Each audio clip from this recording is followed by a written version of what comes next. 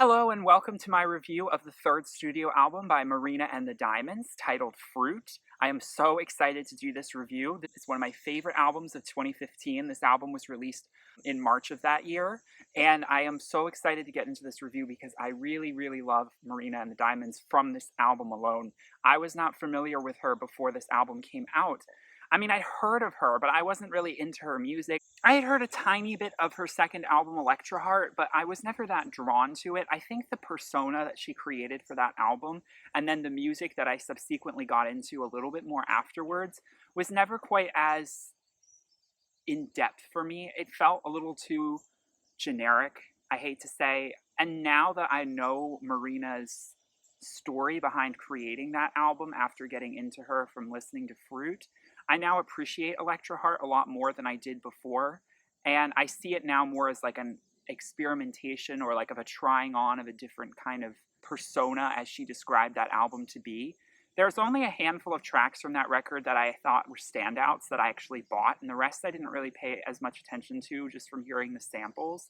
But I definitely loved her voice, and I felt she had a really good pop sensibility that sounded, it's mainstream, but it had something about it that made it more emotional. Her voice is very emotional. It carries a lot of range and tone, and I could sense that there was a lot of things that she wanted to say that, mainstream pop music singing about a relationship or, sex was not necessarily all there was to her. And even though some of the songs on Electra Heart were on the surface a lot like that, I always sensed there was a lot of deep conversations that she was having in her music and a lot of stuff that she was exploring that was not just on the surface. So for that, with Fruit, I felt so much like she was able to really explore that and to really get into sort of what really Marina and the Diamonds truly is. Her name is Marina Diamandis. She's actually just kind of a solo artist, even though she coins herself as being a part of a band. And Fruit, you've got this beautiful album cover with all these colors, and you have Fruit. You think, well, it's stylized like Fruit Loops. You think of something maybe a little sexy or a little fun or playful, whimsical almost.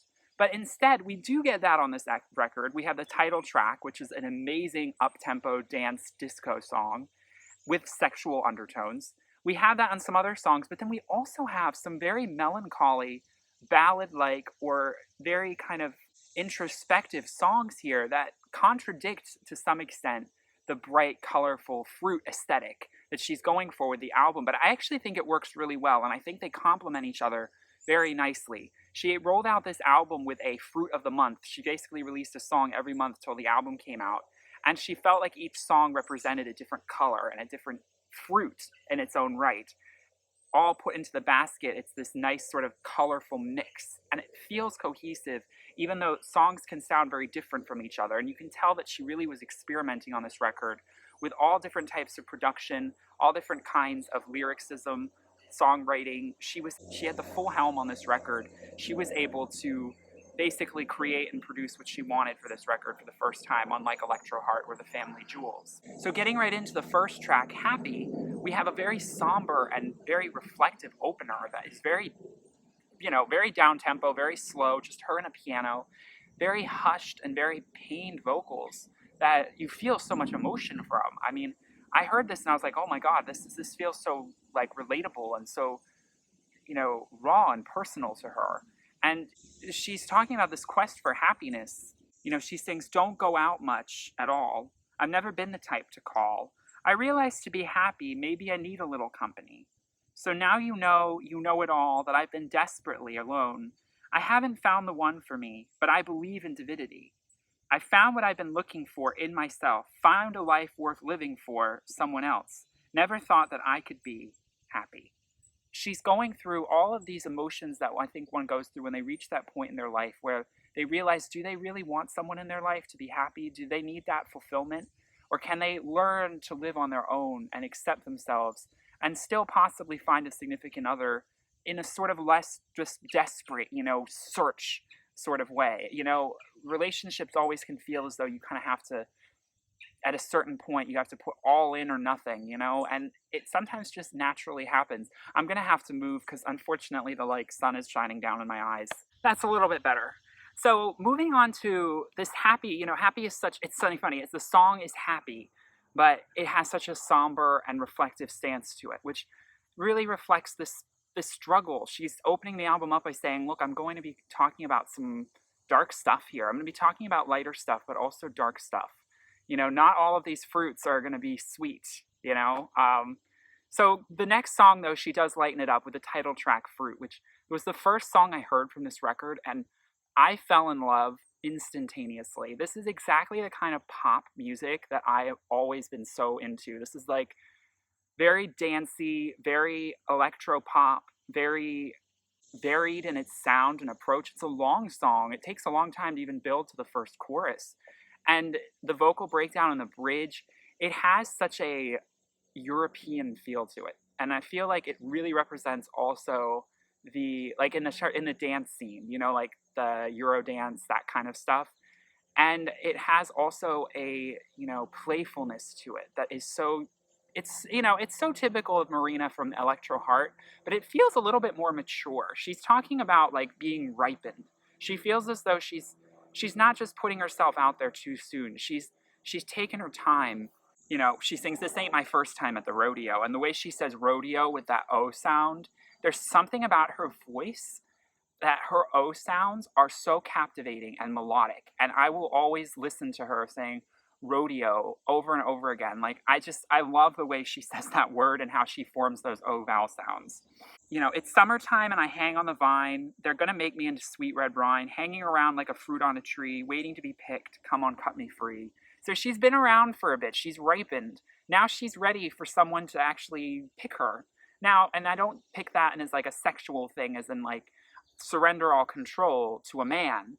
But she's, you know, she's exploring this desperation in a more fun and playful way than she was in like Happy, where she was talking about dealing with this yearning for someone deep to connect with in a romance. This song, she's sort of romanticizing the whole thing in more of an idealistic way, sort of more like a fairy tale. Like she's using that pain, she's turning it into a really fun, sort of relatable song with metaphors and something you can dance to when you're feeling, you know, a little tipsy and you're like upset about being single, but you're like, well, you know what? I'm single and I'm hot and I'm still ready to be plucked. You know, I'm still a fruit on this tree. There's no reason for me to give up hope yet. So just drink a little wine, dance away, live the dolce vita, and you know what? Someone's gonna catch you because you're young and hot and beautiful. And I love that sentiment of it. It's carefree, a nice way to sort of summarize the album, I think. The next track is "I'm a Ruin," so we go back to something very introspective, a little bit dark. She's really second guessing herself and how she seems to ruin all of her relationships. She feels as though she can't successfully, she says, "I'll ruin you. I'm going to ruin everything." She feels like she can't successfully hold on to someone. And it really reflects after, you know, now she's looking at why she's struggling with possibly finding someone in a relationship. And she's sort of trying to analyze that. But still in such a beautiful, sweet, melancholy way. And this song has such gorgeous production, and it builds into something. And although I'm not as crazy about the chorus as I am about the verses, it really catches the ear and makes me listen to it over and over again. I love the music video because it is so dynamic and stark. It features her in what looks like Iceland or something with this beautiful cape, and she's just sort of dancing beautifully in this video, in this landscape. The next song is called Blue. So continuing the tradition of going from like somber to happy, we have a very upbeat, dancey song. This one has one of the strongest sort of beats to it and rhythms that really gets you dancing. The music video fits it so well. She's at like a carnival or a fair and she's riding all these rides. And she's talking again about like, I don't want to be sad anymore. Like, give me something good. Give me a good self-esteem. I don't want to feel blue anymore. And it's like, yeah, of course no one does. And although feeling blue can be nice and you reflect a lot from it and create some beautiful beauty from it, it's hard. You just want to dance the pain away. You want to be upbeat. And so again, she's carrying this sentiment of turning her pain into beautiful dance pop music, which is something that I just really applaud her for. This isn't just generic stuff. It might sound like it if you just listen to the production and you didn't listen at all to the lyrics, but when you put the lyrics in the concept of the whole album together, she's actually really hitting a lot of multidimensionality here with these songs. Blue is definitely a standout. Forget is not so somber. It has a little bit more of a, I would say, a more classic pop sensibility to it. So it makes it a little bit less memorable, but it still has a very beautiful guitar hook that's still biting, and she's saying, I'm going to forget about all of the stuff you've done. So she really, she's not like wasting her time. She's not dealing with hangups about what happened, or whatever happened in the past is what happened, and I'm going to be moving forward and bettering myself. The next song, Gold, this is such an interesting song. This is one of my favorites because it is so sensual and so inviting. The sound of it really draws you in. It makes you curious. It's very unusual. The backing synthesizer that she uses has this bouncy feel that really emulates this sort of notion of like a river of gold. She's talking about El Dorado. She's talking about how she has the Midas touch in herself. She says, I've been waiting for the penny to drop. I've been working to get back what I lost, but whatever happens, I'll be okay, because fortune's running out of my veins. Don't take for granted all the good things that are happening in your life, just because maybe one bad thing did happen. Don't get yourself too down. She's working on herself. She's saying, I'm trying to turn my life to gold. But, it's not so difficult if you just surrender to realizing that everything around you, freedom is here, if you just let go to it and let happiness in. And so this theme of sort of surrender and realizing that happiness is actually not something that can be bought or sold. It's within you already. You don't have to work so hard. You'll find your El Dorado. You'll find what you were looking for all along in yourself, and then all the relationships will fall into place afterwards. The self-discovery in these, what could be really fun, playful pop songs, is just exquisite.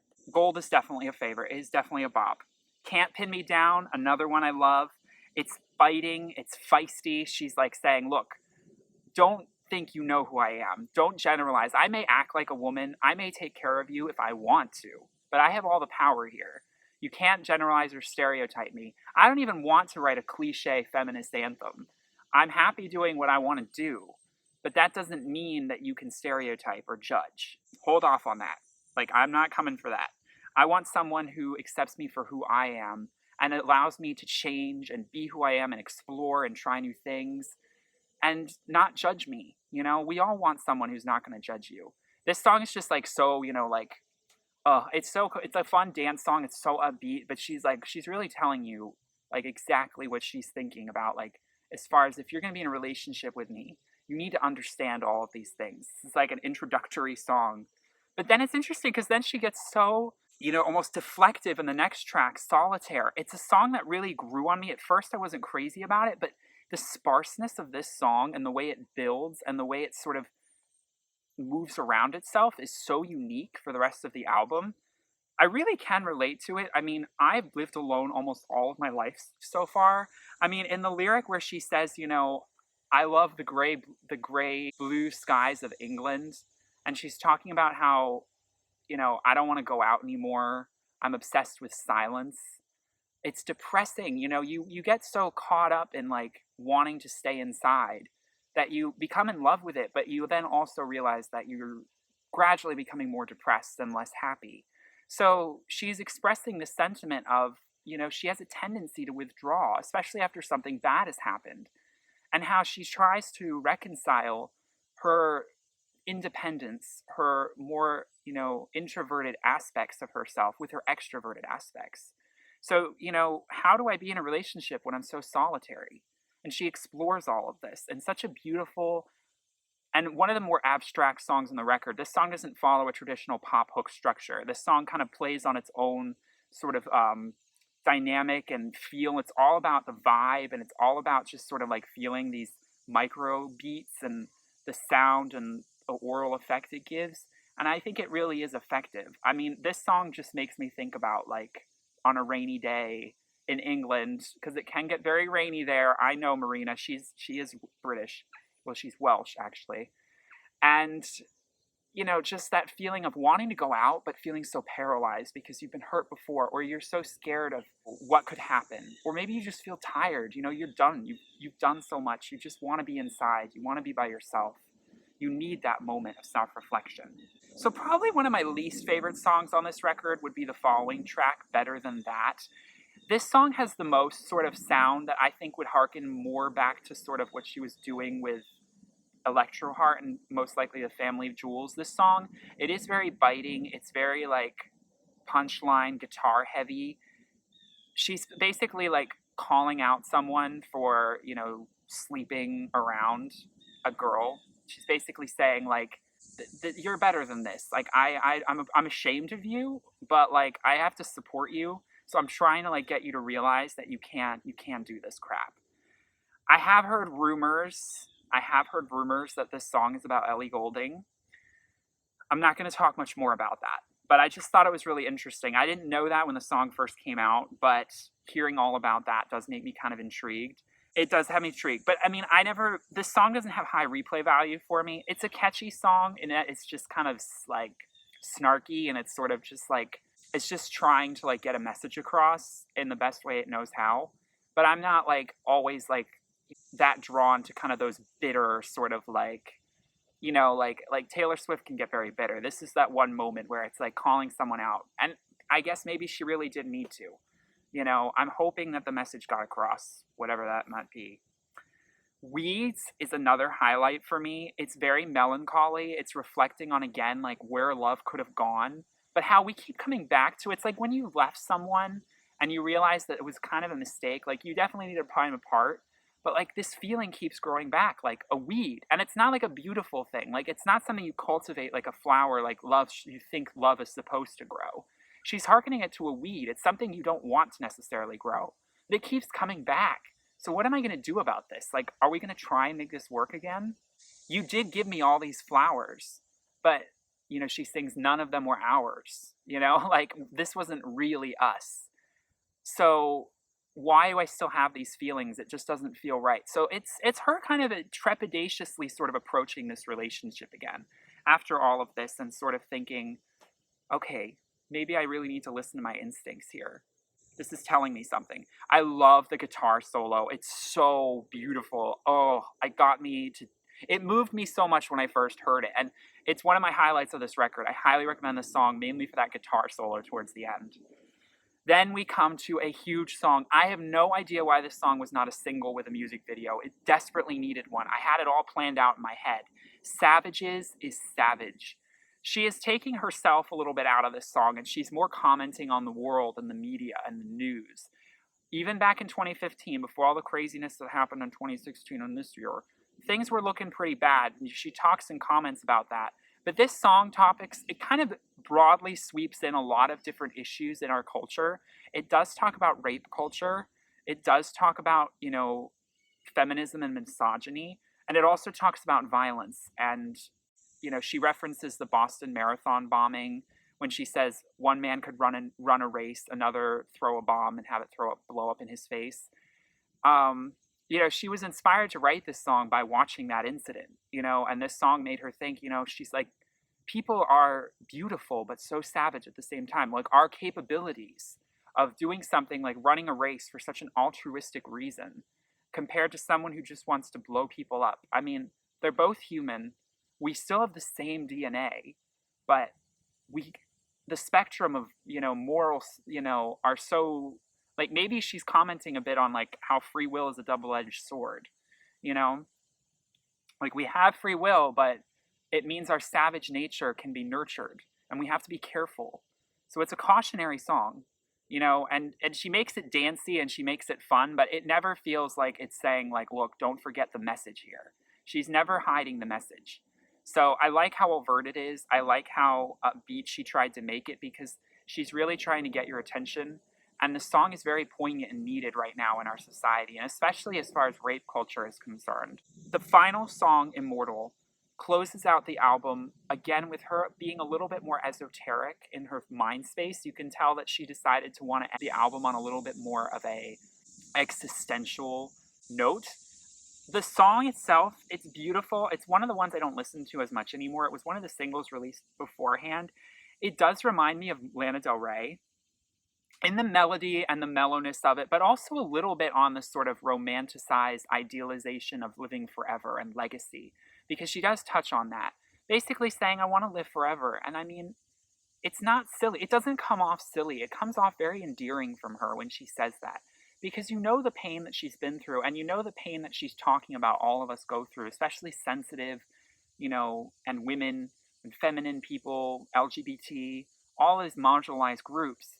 We really want to live to feel better, you know? We want to leave our mark. We want to make a difference. And whether that legacy lives on indirectly or we actually purposely try and live forever, you could construe it either way. But it ends the album on like kind of a very like somber note, but the album started on a somber note. So I guess it makes sense. It's to remind you that we had some fun here, but I hope you learned a lot. And like I love that, she makes the album so catchy and listenable.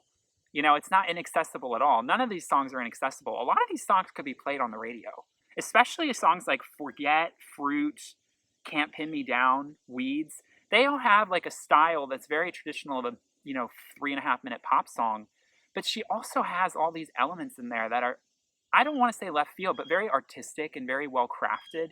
And the sound is very cohesive, and I think the production is very well handled.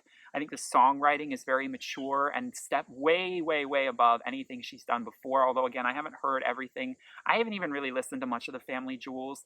I may get into it. Again, I never considered myself a Marina and the Diamonds fan until this album came out, and then it was like, whoa. But then there's some songs on Electro Heart I really do like because they're just amazing pop songs, and they make you feel like either really powerful or badass, or they just have a really cool, way of dealing with emotions of heartache and breakup.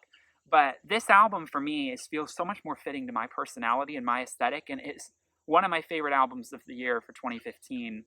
Will always stand out in my mind and really solidified Marina as like an individual artist who is indie but has pop sensibilities. And I really like that because I love indie artists, but a lot of the times their music is kind of inaccessible to me because I have an ear for a hook. I have an ear for melody, and Marina does too. I've watched interviews with her.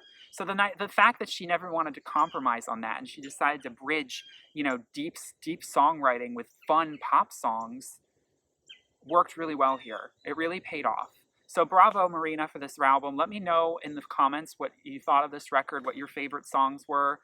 Her voice is gorgeous. Her, delivery. She has a really well-controlled voice, and it really comes out in her, diction and pronunciation. So I have to just applaud the production and everything on this record because it just sounds amazing. It's an oral experience, and it will get you dancing. It'll get you feeling sexy. It'll get you thinking about life.